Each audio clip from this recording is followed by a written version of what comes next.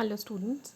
So in the previous lecture we have done the concept related to the contract costing, the format, how to prepare the contract account, what all we are going to include in the contract account and its respective balance sheet, and certain rules which are associated with how to calculate and transfer the profit on incomplete contracts.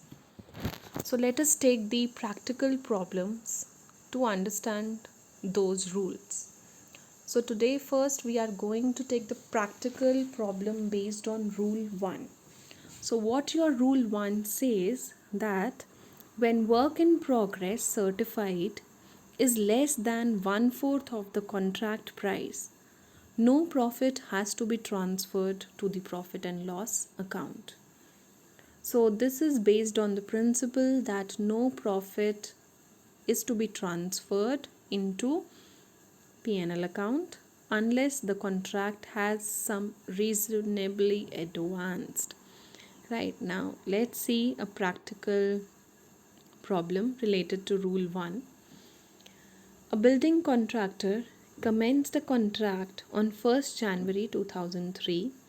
The contract price was agreed at rupees 10 lakh. The following information is available for the year. Now this is much more information given to you, which will include not only the expenses which are direct or indirect, but also work in progress, work certified, uncertified, cash received from the contractee. Charge depreciation on plant at 15% per annum. Outstanding wages 4,000. So prepare the contract account and show the items in the balance sheet. So on the top you have to write books of contractor, contract account. Now this is a particular format: date particulars amount, date particulars amount. Starting from the date as on 1st January 2003. So on the debit side, start listing out all those direct or indirect expenses. Material purchased 30,000. Then material issued from store 38,000. You simultaneously see the question as well. Next is wages paid 42,000. Now along with the wages paid, it is generally given in the question outstanding wages. If it is given, outstanding is added, prepaid is minus. So outstanding wages is 4,000. So 42 plus 4,000 is 46,000. Next is direct expenses 35,000. Next, plant purchased 1 lakh.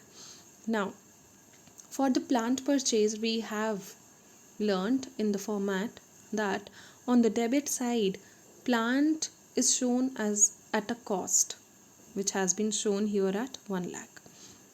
But if the depreciation is also given in the question, yes, it is given in the question as 15%. So 15% depreciation means the depreciation has to be shown on the credit side, but with cost minus depreciation. See on the credit side, the third item, buy plant cost 1 lakh minus depreciation 15,000. It will give you 85,000. So cost has to be shown on the debit side and plant cost minus depreciation has to be shown on the credit side for the plant or machinery. Next is indirect expenses debit. Material at site on 31st December. So blindly, if it is given on the closing date, it means it is still left with you on the site, which can be utilized further for the further contracts. So material at site will be shown on the credit side of the contract account. Office overheads debit side. Material sent to store. Sent to store means it was left on the contract side and it has been sent to the store. For how much amount? 4,000. Next is given as work certified and work uncertified.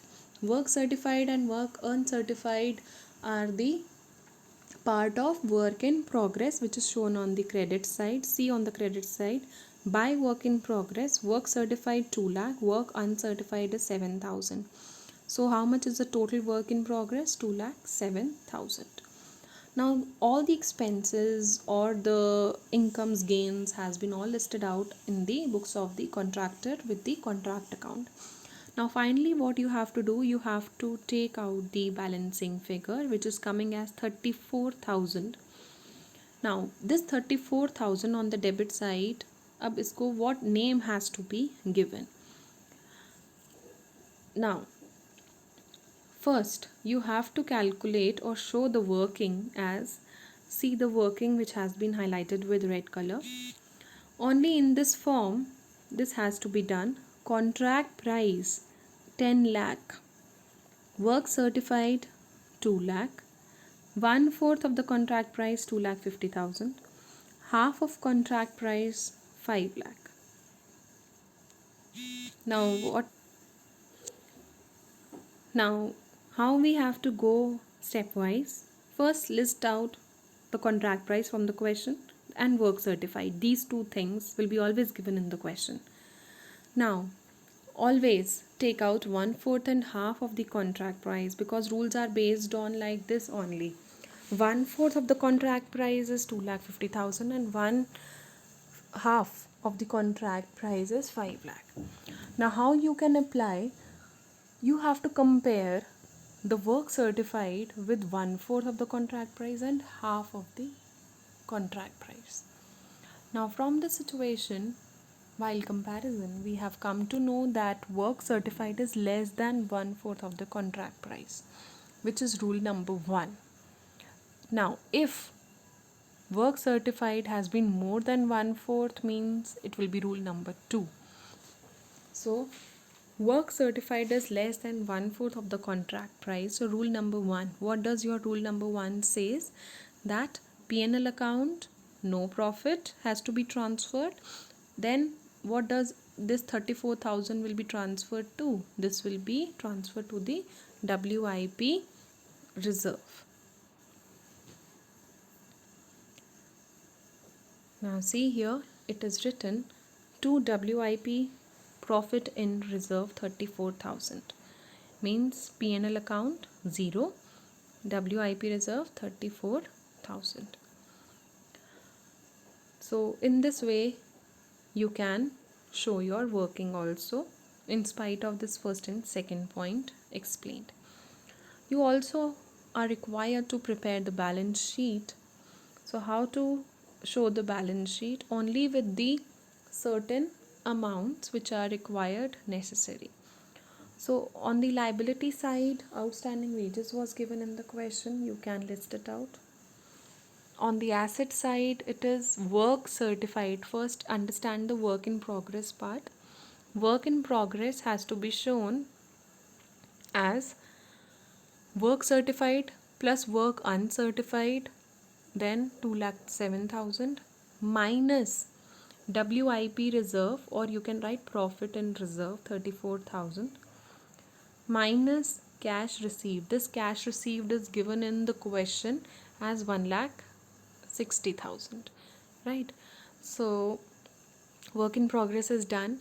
What about the 3 things which has been listed more on the asset side, like materials in store, plant in hand, material at site?